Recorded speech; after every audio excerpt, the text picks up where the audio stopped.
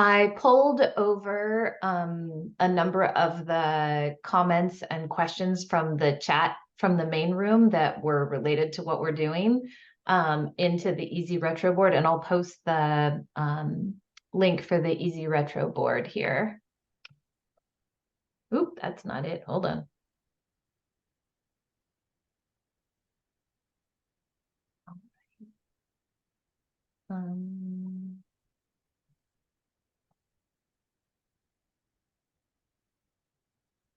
And then Ty, I didn't know if you wanted to share the PowerPoint slides again, or just have an open conversation?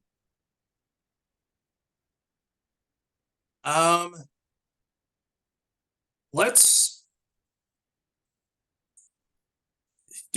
go through, well, temperature check wise, in the interest of time, where are people more comfortable well, so I'll say this. We got 4. Is there a question folks really want to talk about first? Come off mute. I'm not gonna signal people out, because we could start there, or I could roll through. Peter, where are you thinking? Where should we start first? Well, I think this, and I know you guys are trying to figure this out, what partnerships means. What is a partnership with a culturally specific organization? Because we know that runs from having an MOU to having a majority ownership and really having the control. And I think it's important for the organization, OHCS, and the organizations applying to understand, what that looks like. And, I think we give higher scores to organizations that are given that control, that are culturally specific and are able to make sure that the housing and services are delivered in a culturally appropriate manner. And so I think it's really important that partnership is defined. So when Housing Stability Council is looking at these, they understand, because I was looking at the last packet and there was contradictory language for one of the projects where they had a relationship or had an MOU, and then it was like they were working on an MOU. And it's like there's a lot of difference between those two. And I think, if there's competition, I think it should be really clear about that the part, if there's 2 like projects and one really has is giving control to that culturally specific organization, or to the folks that are in the community, somehow the community is involved in it, then I think that score is higher. So I think it's really key that there's clarity around what a partnership is for everybody's ability to put things together. Okay, that's appreciate the feedback. So let's start off expanding on that. Threshold wise, so we do have, from a global standpoint, we have MOUs as kind of the document of record that gets submitted as a standard. Are there other things, either documentation wise, from a standard that we as an agency, besides that document, should we be thinking about? And then the second, so that gets to the, so that's still addressing the first question. And then I would like to ask us the second part of that is, timing wise, to Peter's point, negotiating an MOU, should that even be a part of an allowance ever?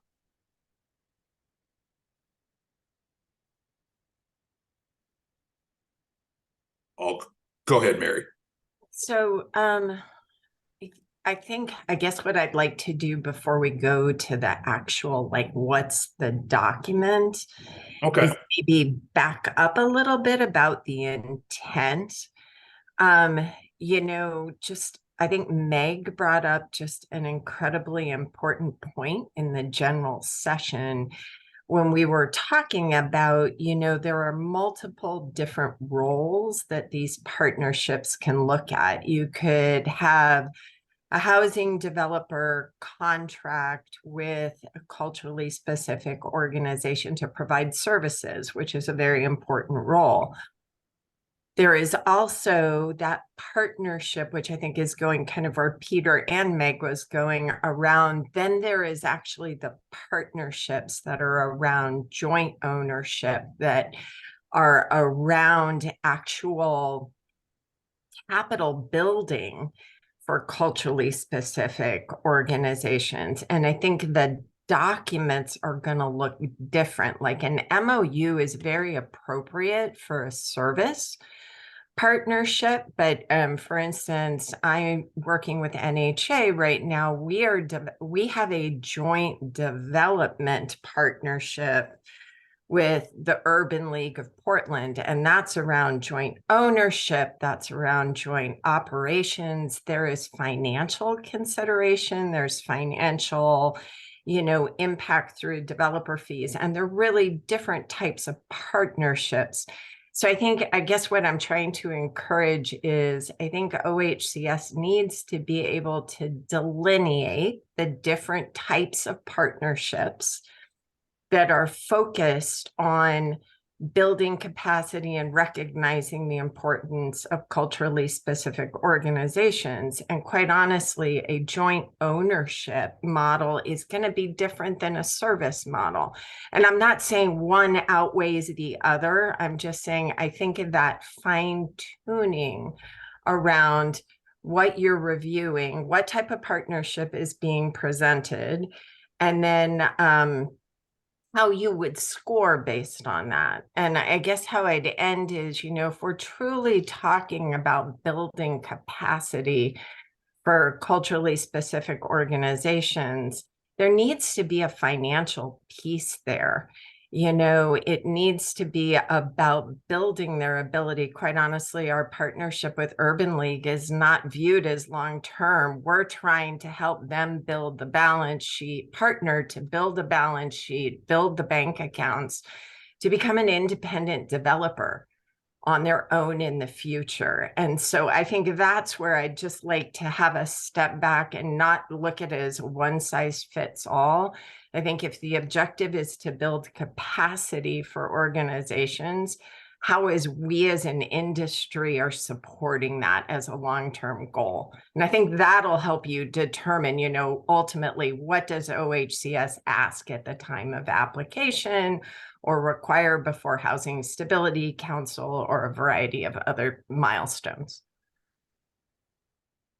Appreciate that feedback.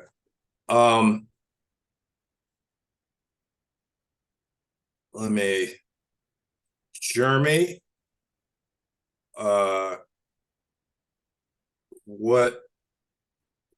what's your, so because we've been in different settings, but if you wouldn't mind on that joint ownership piece, kind of give daylight some of the things that you've witnessed that we should just kind of raise to this collective, because I want to make sure that is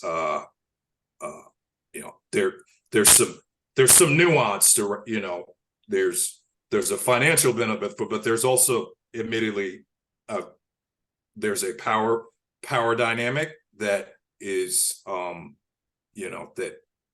that dynamic we don't see that when it comes to the state. It gets worked out, but I want to I know that dynamic does exist. So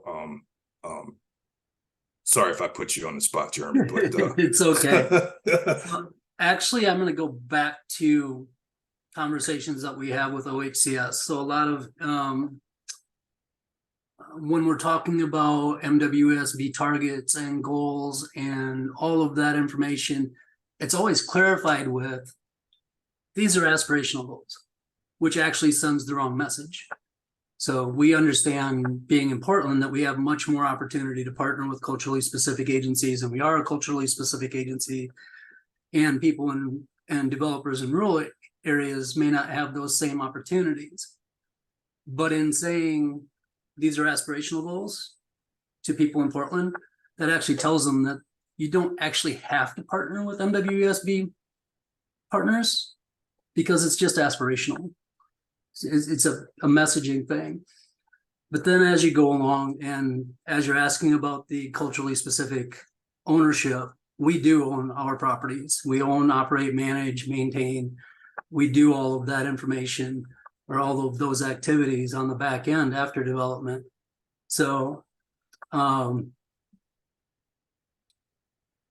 we still work through different nuances of what those contracts and the development services agreements work with when we're working with partners, regardless of whether it's a national partner or a local partner.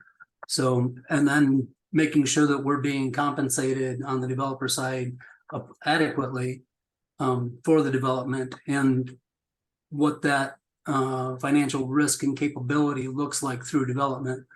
Do all of those things line up? And if we feel those line up, then that's a good relationship for us. If we don't feel those line up, then we have to go back to the drawing board and talk about different terms and what might typically be a different developer services agreement.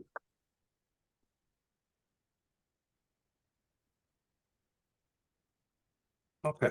And yeah, definitely appreciate that. Yeah, so it sounds like definite, clarity around delineation around joint ownership and services like that. That's a point. If it's a point of emphasis, it should probably kind of be further parsed out in whatever we wherever we land is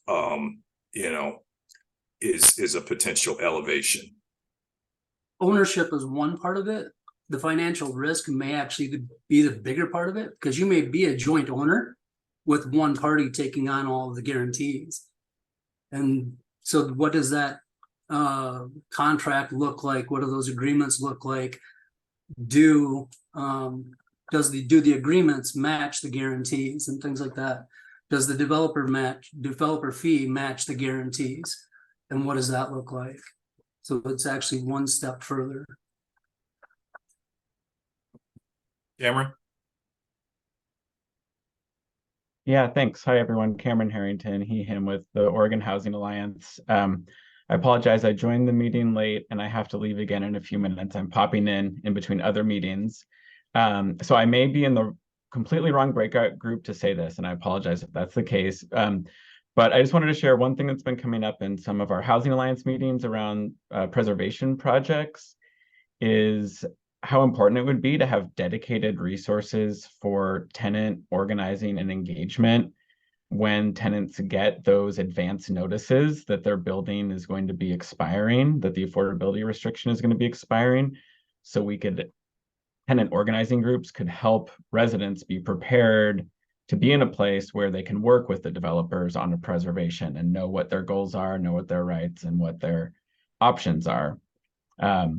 So again, maybe I'm in the wrong place to say that, but I'm hoping maybe someone from OHCS can let me know if there's another place that we could talk about that idea to help tenants be ready to work with the developers to preserve their buildings, because people are going to start getting these new required notices and they're going to be freaked out and not know what to do. So that's just something that the Housing Alliance has been talking more and more about. Yeah, you're in the right place. I think it's in the community engagement piece, which should be a requirement by OHCS. It should be a line item on the budget, and it should be folks should be making sure that it's happening before these projects get built. So we know that the community had some say in this, and it's not just kind of assumed. So Cameron, you're spot on. It's not just for preservation. It should be for all new projects, because that's how we're going to make sure that the outreach is happening. You know, to Shelley's question earlier, it's like, okay, you asked that there isn't capacity at these organizations, but did you go broader to the community to ask some of the questions about this project? So, you know, I appreciate you bringing that into this room, Cameron.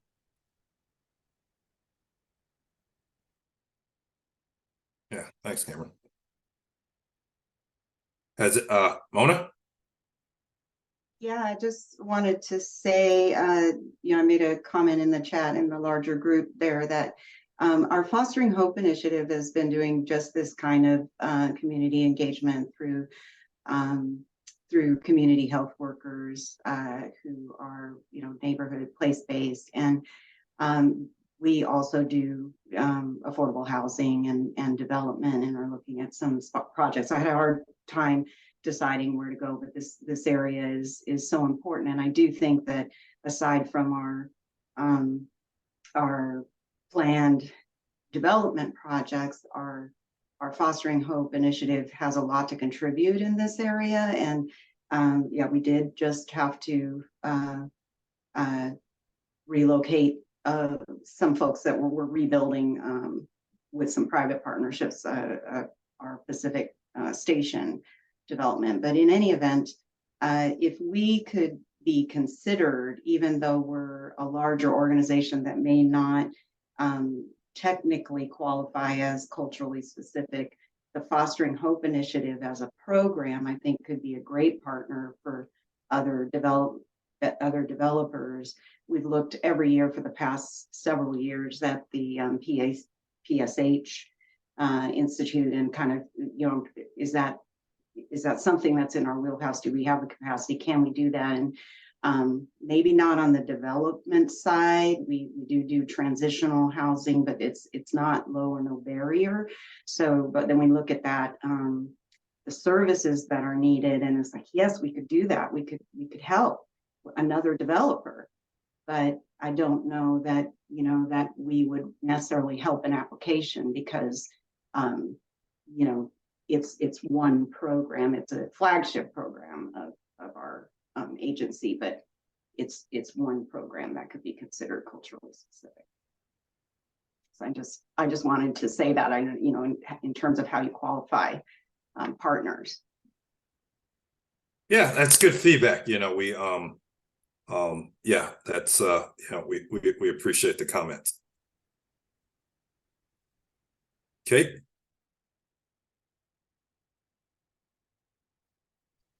Hi there. I'm sorry I got here late. I was in another room. Sure. Are we responding to a specific question, or are we kind of having dialogue about the stuff in this area? It's more dialogue. All right. And then that, you know, so I can also, there are some questions that if so I it's got kind of, it's open, so feel free to all right. if you'd like, it's your choice. We could either, you know, start in on another question. We've kind of talked about the threshold conversation on one, and then we started talking about unintended consequences that should be mitigated around capacity funding issues for and, you know, Mary brought this into the space early on about funding of organizations. So kind of touched on those two briefly, but feel free, what you got? I am real interested in efforts in this reframing that the department could make towards braiding together a number of ways that would potentially increase or open doors for more projects that are sponsored by housing developers of color. I think Meg was referring to it largely as, a difference between culturally specific organizations that are largely service providers versus those that are housing developers. And I see things across the range of things that were talked about today that could be paired in a real robust effort around increasing the productivity, the access, the success in funding cycles of those housing developer of color organizations, such as a pipeline that is predictable and developed in collaboration between the department and those developers, paired with set-asides for, the highest priority projects. There are some things out of that preservation thinking about the pipeline that could be lent to this. I think none of this can happen without a discussion about deep investments in those organizations. They're often starved by the necessity of pairing with a for-profit or a larger nonprofit, which means they get almost no developer fee, which means their continuity, their sustainability is, we're starving that resource. And they are often called upon to provide within their projects or projects that they partner on the most robust of resident services, and we're starving that on the back end. So I think kind of looking at this, what is, and someone referred, maybe it was in a different session, to what is it we want to build? What is it we want the outcome to be? And if we want the outcome to be a high degree of success for housing developers of color, or those that are uniquely responding to the needs of disproportionately underserved communities, then we need to make both investments and policy changes to accomplish that. That's a real salad of thoughts, but that's kind of what some really good conversations with some of those developers have helped me understand better.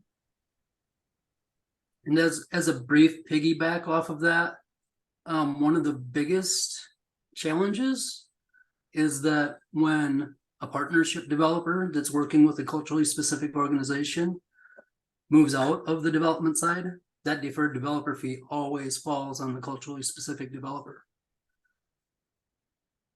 So they're not able to recognize that developer fee up front, or not able to recognize very much of it at front, or conversion or stabilization. So then they're waiting longer to get their funds, and waiting longer to get their funds. Those funds have less value 10 years from now than they do now. So it's a repeat process.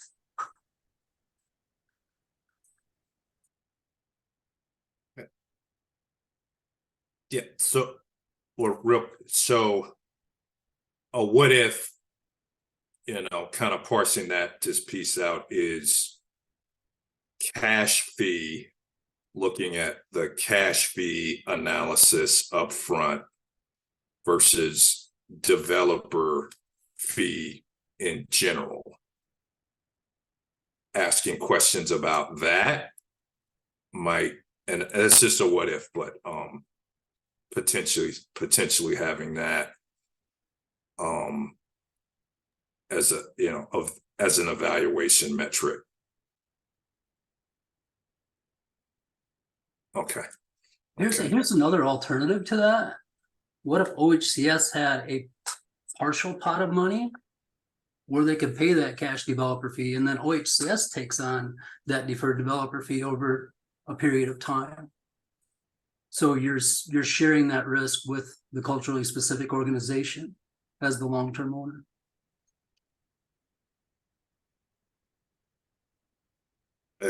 Let's stick that one in the retro board. Yeah. Okay. Thanks. Well, I think it's the point that OHCS understands some of those relationships and are clearly telling Housing Stability Council, here's kind of what the relationship is. So you know, they can own how this rolls out, because you know, if the deferred developer fee isn't being shared among parties, that's problematic to me. If it's falling all on the culturally specific organization. So those are some things. I mean, that's just one instance of something that should be highlighted in the write-ups for Housing Stability Council, so that they can understand a lot more clearly than they do now what's going on in these projects.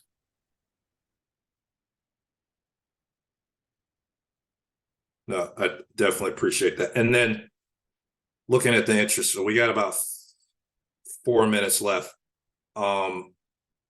Tracking, Mona, go ahead.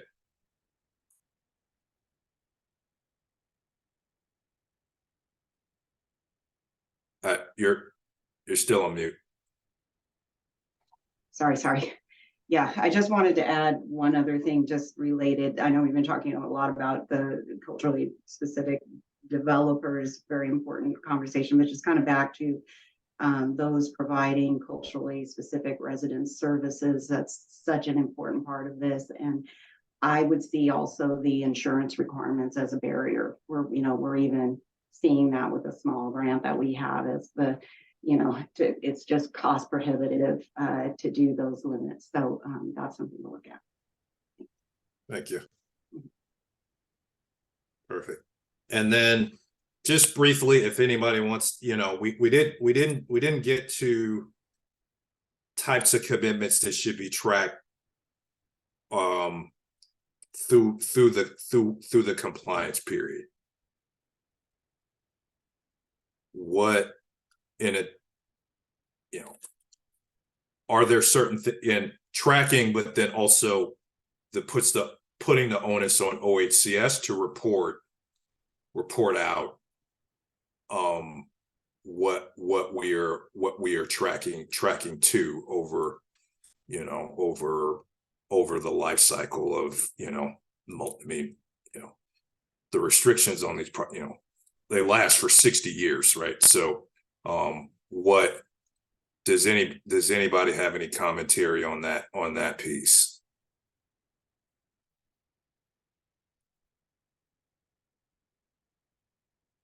I know we talked about community engagement, so that's kind of early on. But after award, like 10 years down the line, what should be kind of I guess let me ask this, what information would you folks like to know from a project that started in got awarded, and then 10 years down the road, talking about the relationship, is there anything we should be reporting out? Hi. Hand raised. Oh, go ahead, Kim. Go ahead. Yeah, hi. This is Kim McCarty, Community Alliance of Tenants. I think we should be asking these our developers, OHCS, to be tracking what's happening at lease up, who is getting the benefit of living in any particular property that we're funding, who's getting the benefit of preservation, and just making sure that we're really delivering on our goals of making sure our fair housing goals of making sure that communities of color are not being displaced, that communities that historically have less access to housing are getting better access. I think that's really fundamental. All right, thank you.